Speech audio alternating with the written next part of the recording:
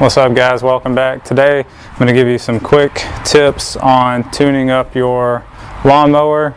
This is a John Deere E140, but these same things will apply to almost any riding lawnmower or even push lawnmower. So I'm going to get to it.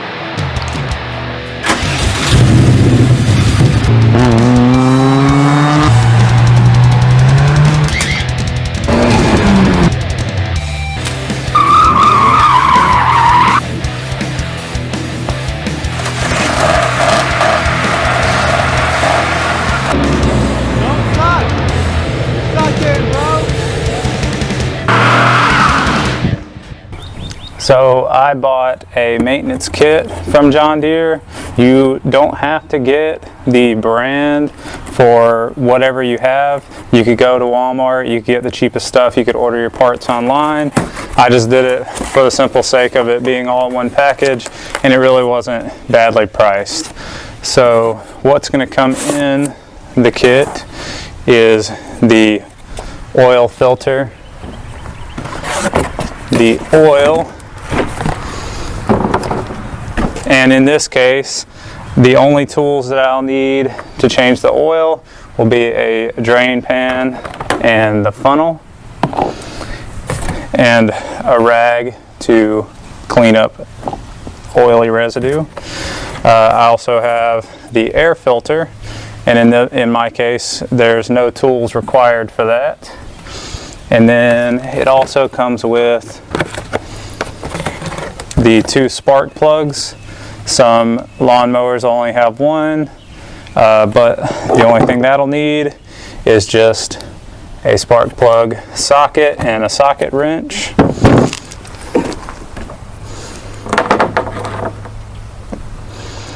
And then the fuel filter.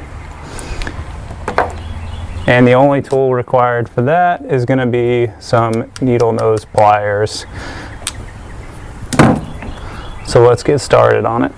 These are all quick, simple jobs, but I like to work from the cleanest to the dirtiest job. So I'm going to start with the air filter. And in my case, it is here at the front under this cover, and you just undo these tabs. A lot of other lawnmowers will just have a similar single screw. It might be off to the side of the engine. Push lawnmowers usually just have a little screw with like a flathead screw. But take that cover off and see the air filter right there. It's pretty dirty. So just gonna take that one off. Take my towel and just kind of clean up there. It's also not a bad idea to use some carburetor cleaner and clean the carburetor out. In my case, I'd have to disassemble more, and I'm not too worried about that right now. So I'm just going to take the new one, pop it in there.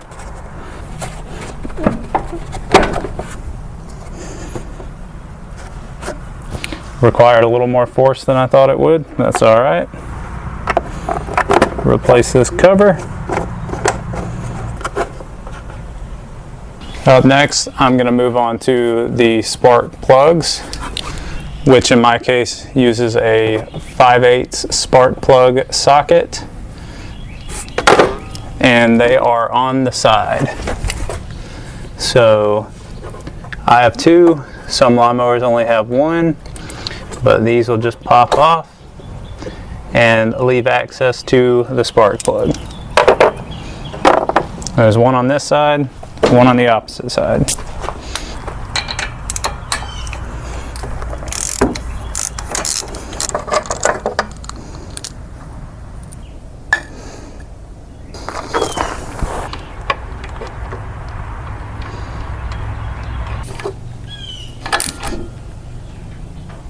Also, if your lawnmower is very dirty, it's a good idea to take an air hose or some spray and clean out around your spark plug before you take it out, so that you're not putting anything into the engine.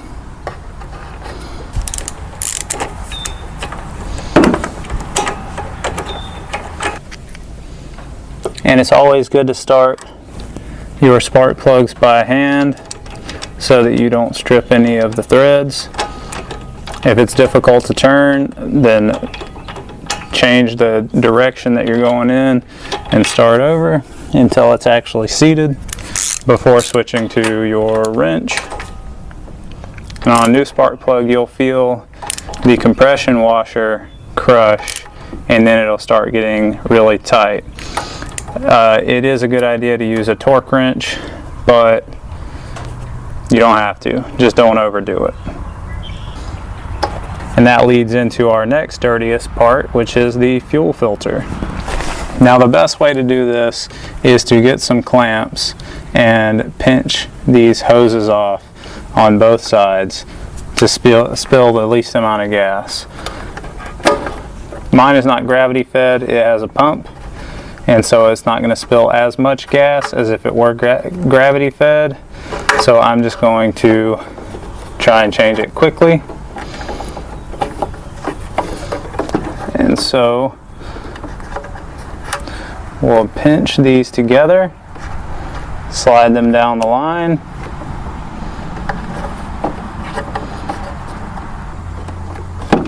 Same thing on the other side. Go ahead and figure out the orientation. So you have an arrow that's pointing towards the carburetor, from the tank to the carburetor. And so in this case, this is coming from the back, this is coming to the front, from the tank to the carburetor. So that's the direction I'm going to go. So I'm going to have this accessible, and I'm going to pull the lines off, and I'm going to snap this one on, pull the other line off, snap that one on as quick as I can to spill the least amount. You may have to loosen your lines up, and don't squeeze too hard, because you don't want to cut that line up. You're basically just trying to get it where the filter will spin freely on the hose, like that. So I'm going to start here.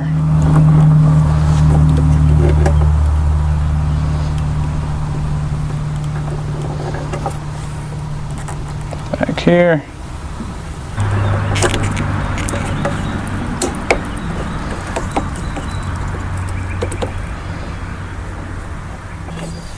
There we go. And finally, I'm going to move on to the messiest job, which is the oil change. Once we've located where the drain is, in my case it does have a quick release.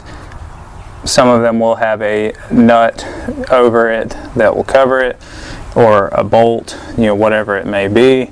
They're generally going to be located towards the bottom of the dipstick tube, or there will be a bolt somewhere at the bottom of the engine, and you might need a wrench. In this case, I just have to pull that off, and we'll take the dipstick out in order to relieve any kind of vacuum pressure. Let the oil drain out into the pan.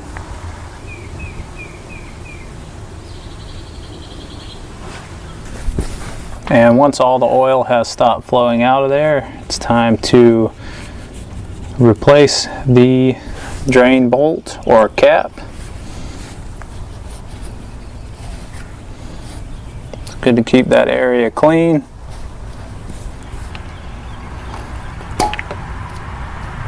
And then we'll move to the other side for the oil filter. And I'm going to bring the drain pan to the other side, undo the filter. If you can't get it off by hand, you may need a wrench. In my case, I'm going to use a cap wrench. You could also use a band type.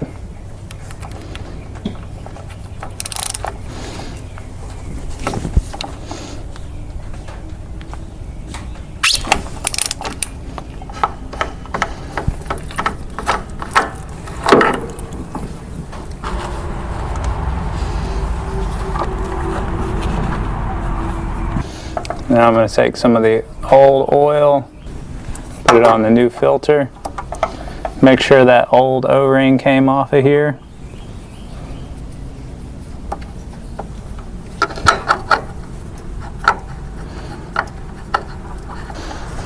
thread it back on by hand, get it snug, and go 1/4 to a 1/2 turn further.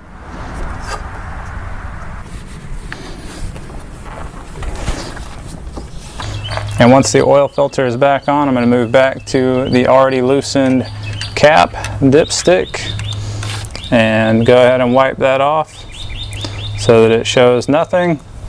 Set that in a clean space to the side. Grab our funnel, grab our first quart,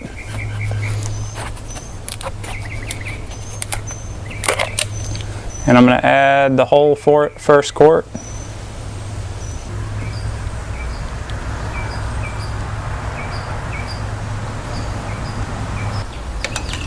And we're going to check the level by putting the cap all the way back on. And it shows it's pretty low. So I'm going to add 1/2 of the second quart. You could check your manual to see exactly how much you need. That would be quick and simple. But if you're too lazy to go check that, this is an easy way to get it right without going over or under.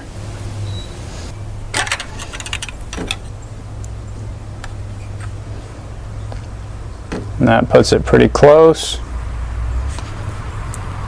So I'm just going to go ahead and add the rest of the second quart because I do like to overfill it just a little bit to make up for what will go into the filter.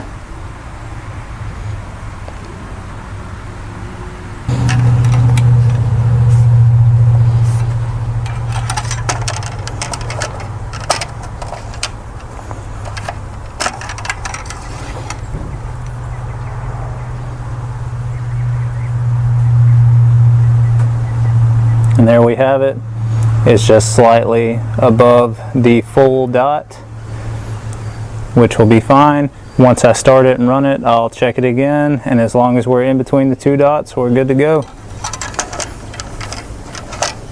And then I'm going to take an alcohol prep pad and I'm going to wipe down this area right above the service intervals on the hood.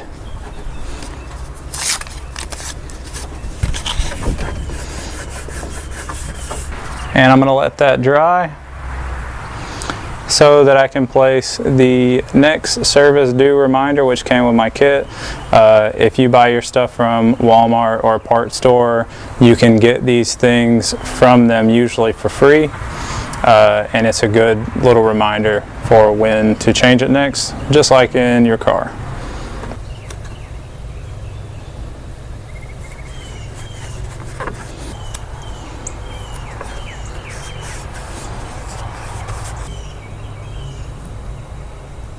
And that's just about going to wrap it up for this one. Another few quick tips. Make sure to get your battery charged if it's been sitting over the winter. What I like to do is actually disconnect both of the cables when I cut the grass for the last time before winter. That way when I come back it's usually still charged. But you can throw a trickle charger on there, get that thing charged back up. Also, after you cut the grass each time, make sure you clean your deck out. Check your belts, both the drive belt and the deck belt, and get a grease gun and grease any kind of fittings on the axles, front and back, wheels, anywhere that needs grease. And also check your tire pressure and make sure you've got some air in there. But that's going to be it. So thanks for watching.